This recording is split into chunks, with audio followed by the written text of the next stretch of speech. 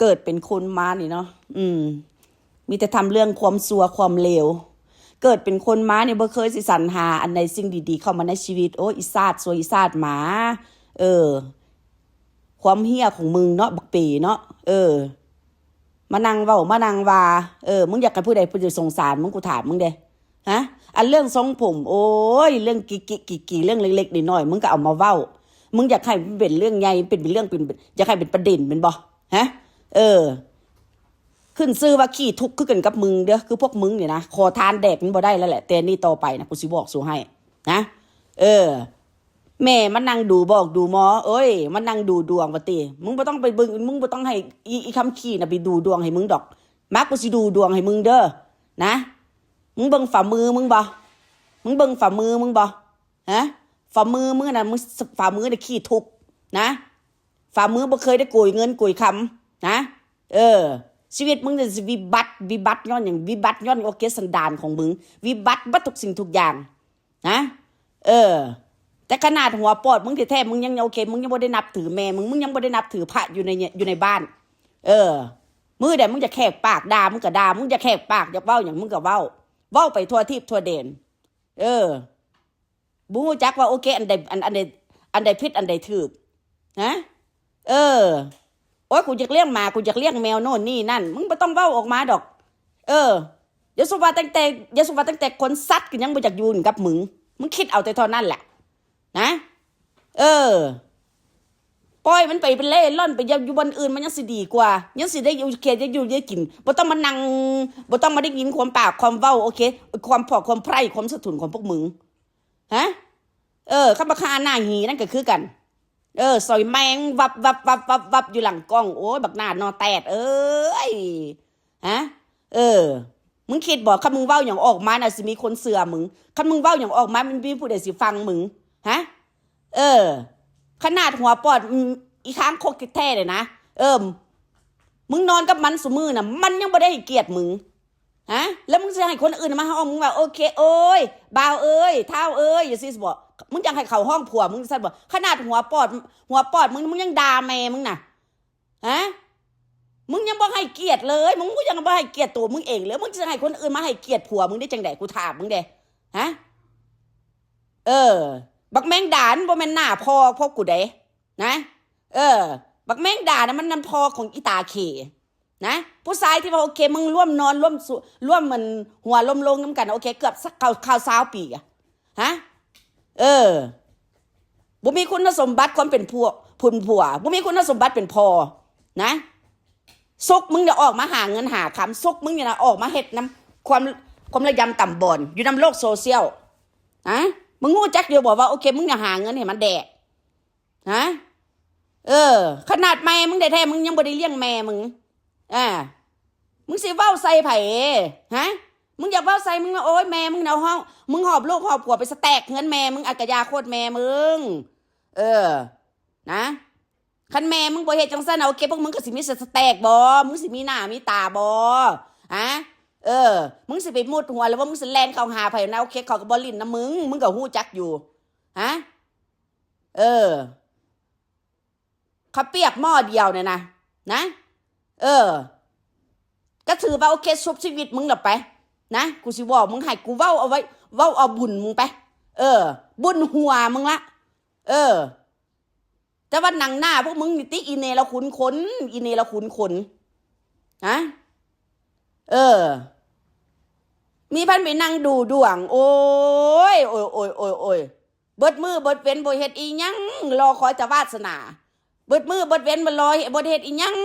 รอถ้าแต่คนโอนเงินมาให้สแต็กแดกห่าคันว่าโอเคได้เงินแล้วว่าซั่นคันว่าได้กินดีขึ้นมาได้น้อยนึงว่าซั่นหัวตื่นหัวเยาะเย้ยใส่กับคนที่โอเคเขาอันนั้นหยังก็อยู่เมืองนอกหรือว่าคนพออยู่มีกินอันนับภาษาเท่านี้นึงก็ยังมาอ้างฮะซาดขี้ทุกเนาะสัวสิได้กินปิ้งไก่เมื่อก่อนล่ะบ่แม่นแล้วบ่แม่นไปน้องเอ้ยไก่ย่างวิเชียรพุ่นย่างเข้าห้างพุ่นพอมาคราวนี้หว่าโอ้ยได้พอได้น้อยนึงมีเงินขึ้นมาได้น้อยนึงเซเว่นคิดเบิ่งเอาคนมันสิซาดมันสิทุกมันก็ต้องทุกขนาดตำมักทั่วแท้ๆเนี่ยนะยังไปซื้อมาสแต็ก เว้ามันเลอะร้อนซะกูบ่เคยเฮ็ดได้กูบ่เฮ็ดได้จังซั่นตำบักตัวตำบักแตงตำบักคุงนี่ตำกินเองนะบ่ต้องได้เสียเงินเพราะว่าอยู่เงินครัวนี่โอเคมันมีเบิดสุอันสุแนวเลยเด้แต่ว่าซาดขี้ทุกข์คือพวกมึงนั่นติแป้งนัวน้ำปลาน้ำมันหอยก็ยังจะหายากละเคาะใส่บ่มีปัญญาแม้กระทั่งโอเคซื้อน่ะแป้งนัวน้ำปลามาตุ๋นเมือนซานได้ฮะขอแต่กูไปตอดกินนะแหนมบางคนอื่นเขากินแหนมบางคนเขาเฮ็ดอย่าเฮ็ดคือเก่าอย่าเฮ็ดคือกับเขาเห็นสร้างขี่ก็จะขี่ตามสร้างว่าติ ว่าอีขี่ทุกเว้ากับมึงพวกมึงมานี่นะจะเป็นพวกกูมวนจะพวกกูมันซะกะแล้วพ่อแม่พี่น้องกะว่าสิได้โอเคสิขอทานได้เด้อย่าให้เป็นประเด็นเด้อันแม่พี่สาวอยู่เมืองนอกเธอมาแม่โอ๊ยบักนางหี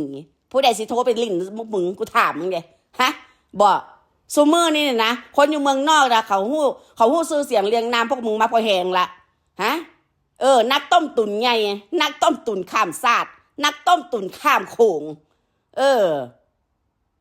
อยู่ประเทศไทยก็บ่ได้ติดหนี้ติดสินอ้อมคอหอยคันว่ามาประเทศลาวก็มาติดหนี้ติดสินอ้อมคอหอยเว้าออกมาว่าซั่นไอ้พวกช่องเสดไอ้พวกมโนว่าซั่นจักมโนหรือบ่มโนแล้วจนแท้แต่มึงแบบที่ว่าเคสบัดสะบ่มพุ่นแล้วจนแบบที่มึงไปย่างน้ำตลาดก็บ่ได้พุ่นแล้วจนมึงจะได้แลนเข้าป่าพุ่นแล้วถนนหนทางเนี่ยมีให้คนยืนมีให้คนเดินนะแต่พวกมึงน่ะเสือกเดินบ่ได้เพราะว่าพวกมึงมันบ่แม่นคนพวกมึงน่ะมันสัตว์เดรัจฉานเกิดเป็นคนมาเนี่ยหาแต่เรื่องหาแต่หลาวโอ้ยจะเป็นพวกหน้าบ่สมสุขจะเป็นพวกซาดขี้ถูกซะได้สแต็กเข้าเงินแม่แล้วโอ้ยย่องแท้ย่องว่าบัดพอมาตะกี้นะกูมาคิดถึงแต่สนตะกี้เอาแม่ออกมาด่าว่าสนั่นวันไหวสะเทือนวงการโลกโซเชียลพอมามื้อนี้โอ้แม่กูดีนะดูถูกแม่ตัวเองว่าแม่ตัวเองเป็นจังซั่นเป็นจังซี่พ่อมามื้อนี้มาย่องโกโลว่ากะโลดี อีสันดานมาอีซาดซัวกูสิบอกมึงไว้มึงต้องไปดูดวงดอกนะชีวิตมึงน่ะมันหากินบ่ขึ้นบ่เกินนะมึงขึ้นซื้อคำว่าโอเคมึงเข้าใจบ่คำว่าเนรคุณคนน่ะนะเนรคุณคนอื่นนี่ยังบ่พอยังมาเนรคุณแม่ตัวเองฮะยังมาเนรคุณกำพืชตัวเองมึงหาขึ้นบ่กินบ่ขึ้นบ่เกินดอกกูสิบอกมึงให้นะฝ่ามือมึงพาตัดแบบพากลางแบบนั้นน่ะมึงก็สิฮู้จักอยู่ติมันหมายความว่าจังได๋ฮะมึงสิไปให้ไปดูดวงนั้นเข้าวัด100 วัดนะมึงสิดูดวง10 เทื่อ100 เทื่อ1,000 เทื่อล้านเทื่อก็คือเก่านะเพราะว่าย้อนหยังมึงบ่มีวาสนามึงมีได้แต่แค่เพียงโอเคฉาบสวยแค่เพียงสัวข้างสัวขาวหลังจากนั้นมันก็บ่มีมาอีกแล้วมึงเห็นบ่คือซุมือนี่แหละนะหาอยู่หากินบ่ขึ้นบ่เกินเฮ็ดหยังออกมาเนี่ยนะโอเคก็บ่มีคนฮักคนแพงก็ย้อนว่าปากมึงตายละบ่อยากให้คนอื่นห้องบ่อยากให้คนอื่นอย่าห้องว่าเคบักแมงด่าว่าเป็นบักว่าซั่นคำมึงน่ะให้เกียรติผัวมึงกูก็บ่ว่าดอกขนาดว่าโอเคน้ำหน้ากล้องจังซี่หลังกล้องสิซ้ำใดพ่อแม่พี่น้องเอาเรื่องลูกก็คือกันซื้อไก่ทอดมาบ่มีปัญญาซื้อไก่ทอดห่อไว้ให้หมาสแต็กก็มาได้ก็มายั่วหลังกล้องหั่นเด้นั่นแหละมาตัวนั้นแหละมันสิก็จะได้สแต็กต่อไปพอได้สิบ่ฮู้จักลูกมึงมันสิได้สแต็กดีบ่ฮะเป็นตาเมื่อยนำเนาะเป็นตาเมื่อยนำอยู่เพราะว่าย้อนหยังนะเพราะว่าเทวดาเฮ็ดจังซี่กับพวกมึงไว้ไงลูกมึงจะคอยอยู่บ่นิ่งนะลูกมึงจะคอยเป็นสภาพในแบบนี้กูสิบอกมึงให้เด้อ เอาตอนนี้แหละพอพี่เอาไว้เจอกันใหม่ในคลิปหน้าหรือว่าไล่หน้าเนาะพ่อแม่พี่น้องสำหรับมื้อนี้ก็โอเคอากาศก็บ่เป็นใจปานใดพ่อแม่พี่น้องเมื่อวานนี่ก็โอเคมืดๆครึมๆซ้ำมื้อนี้ก็มืดๆครึมๆลมแรงแต่ว่าซั่นต่อไปแล้วเราจะค่อยมาพ้อกันเด้อพ่อแม่พี่น้องนะขอบมุกขอบใจหลายๆเบิดสุปูสุคนเนาะค่ะเนาะกับถ้าว่าบ่มักคลิปนี้เนาะก็เลื่อนผ่านไปเนาะค่ะเนาะถ้าว่าโอเคมีเด็กเล็กๆน้อยๆโอเคเป็นหยังอันน่ะได้ยินเสียงหรือว่าคำเว้าที่ว่าโอเคบ่สุภาพก็อธิบายให้เด็กน้อยฟังเนาะมันสาเหตุมันเกิดมาจากหยังเนาะพ่อแม่พี่น้องขยะเปียกขยะสังคมนะอีกอย่างนึงพ่อแม่พี่น้องคนพวกนี้นี่ว่าบ่สามารถอยู่ในวงการโลกโซเชียลนี้ได้เฮ็ดจังได๋เฮาเฮ็ดออกมาเพราะว่าย้อนหยังพ่อแม่พี่น้องมันหาแดกกับโลกโซเชียลเฮาตัดตีนตัดมือมันน่ะไปได้หลายเติบละเนาะแม่นบ่ล่ะพ่อแม่พี่น้องเอาแล้วไว้เจอกันใหม่นะจ๊ะทุกคนผิดพลาดประการใดขอโทษขออภัยนำหลายๆโอเคบ๊ายบาย